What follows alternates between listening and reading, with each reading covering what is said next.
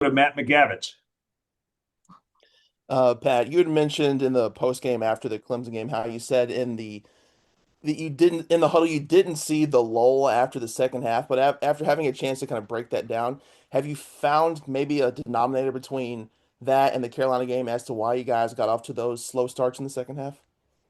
Yeah, I mean, combination of not the best offensive efficiency in terms of execution, and then a few lapses that got them going, assignment breakdowns, one really glaring transition defense breakdown, a couple undisciplined fouls around the rim on wall ups, just basic uh, discipline type keeping your defense airtight and coming out of half and just having some uncharacteristic mistakes that you can't have. So a lot of that.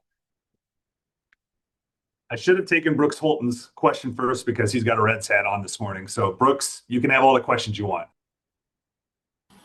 Thanks, Andy. Hey, Pat. Good morning. Good morning.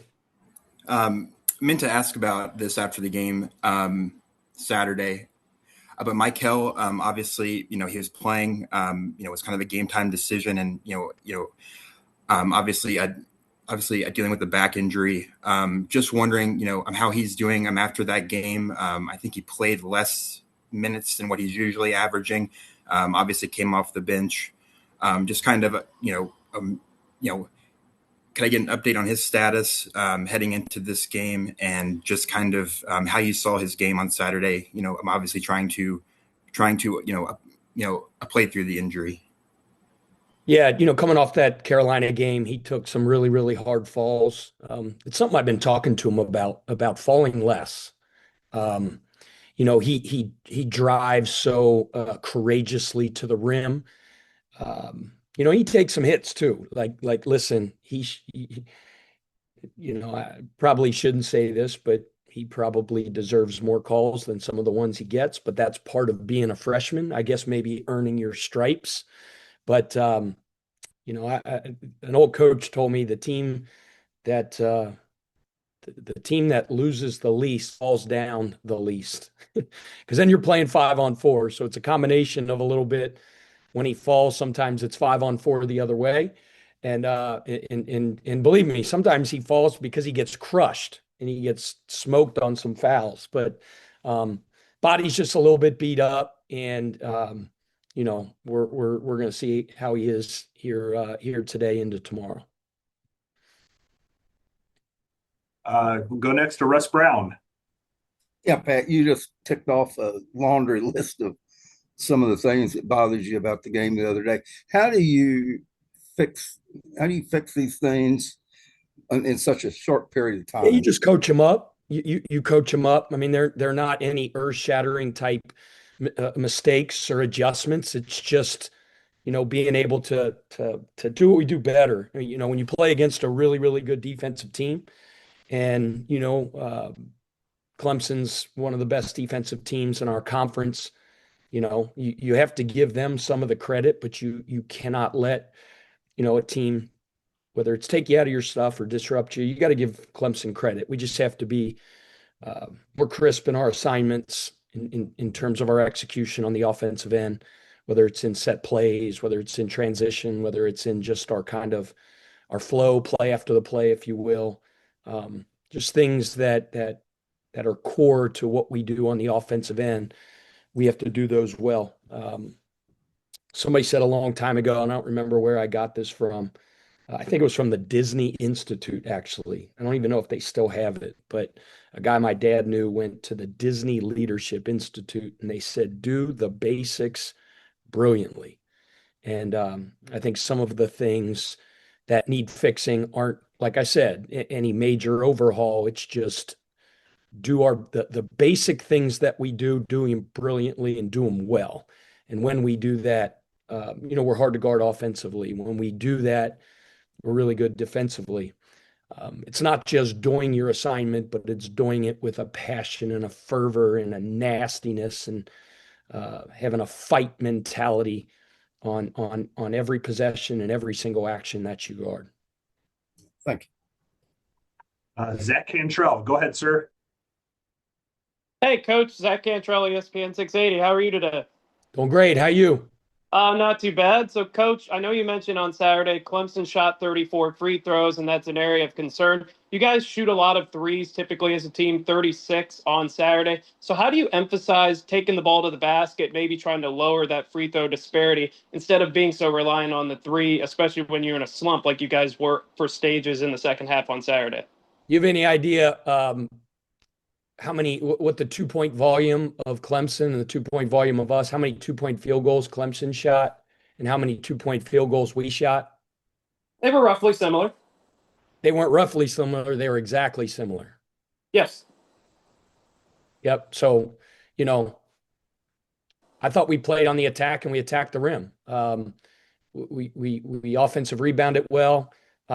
We shot just as many twos as they did. We were driving that ball super hard. Unfortunately, it's just the way the game goes.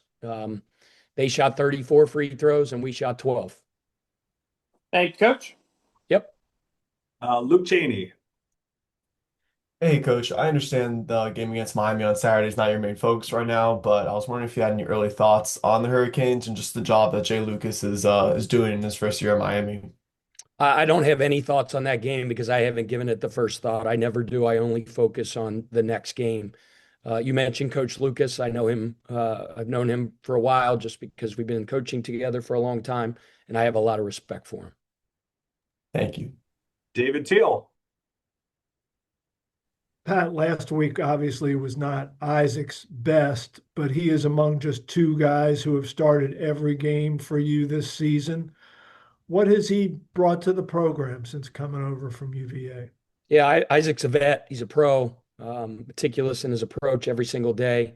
Veterans, played 1 million minutes at the Division I level, at a high level of college basketball. He's a winning human being and he's a winning player.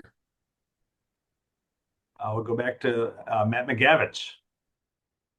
Pat, when doing the scout and film review on Syracuse, what kind of stands out to you the most? Yeah, I mean, gosh, they're extremely potent offensively. They have weapons all over the place. Defensively, they're long, they're athletic. They have one of the best shot blockers in the country. So they have a million things that keep me up last night and tonight. We got to be at our best. We got to be at our best to beat them. I'll go back to Russ Brown. Yeah, Pat, to follow up on what Brooks asked, obviously Brown was a game time decision last week. Do you expect him to be a game time decision again tomorrow night? When does that come out? I don't, like I said, think I don't. tonight might be I the don't do initial. the medical stuff, so it'll come out when it comes out, Russ. I don't mean I'm not, in any way, shape, or form, mean it in any way. I just don't know. We'll see how he is today at practice, and then the doctors or the medical people make that decision in terms of what his game status is, and then we'll see how he is tomorrow. Okay, thanks. CL Brown, go ahead, sir. Hi, Pat. When you have a stretch like this, kind of a rough patch, does finding a solution require digging back into your principles and kind of doing what you do better, or are you looking for a solution that's outside of what you've done? Like, do you try and do something different? I would say both. That's every coach. That's me forever and a day. I mean, everybody has their deal, their core thing. It's not what you teach, it's what you emphasize. At this point in the season, everybody is who they are. Leopard doesn't change his spots this late in the season, but there's no question you're always looking for the next button, the right button, some adjustment that's going to, fix things. You're always trying to give your guys answers. So it's a little bit of what you said on both ends. It's do what you do better, and then, find ways that you can adjust and improve. Thank you. We'll return to Matthew McGavich for the last question. Hey, Pat, kind of random, but there have been times this season where Kenai Ruths has had a big time impact on the game, but then he'll sometimes get into points where he, I guess, a little bit of a lull or his impact doesn't seem like it has been nearly as what it was in other games. How do you help him take a step forward in terms of his consistency from game to game? And does his did his illness still have some sort of lingering effect as to why he can have some of that discrepancy in his Yeah, I mean, consistency? I think you could say that about everybody on our team and probably everybody in college basketball. Nobody's at their absolute best every game. Guys have ups and downs and peaks and valleys. It's you're asking about, can I specifically, but we could talk about everybody on the team that guys have their ups and downs and just staying consistent. He's really consistent in his daily approach, which I'm just a big believer. If your process is very consistent, that's going to help your performance be consistent. And he does that. He's got a great attitude, works hard every single day in the gym, watching film, great teammate. And that goes for everybody. Somebody asked about hitting a rough patch. Like it doesn't affect our daily approach or work every single day. The bounce in our step and the excitement to get in the gym, practice, prepare for the next game, and then go play at the Center tomorrow in front of a bunch of people in the best arena in America. Pat, we appreciate the time. Thank you.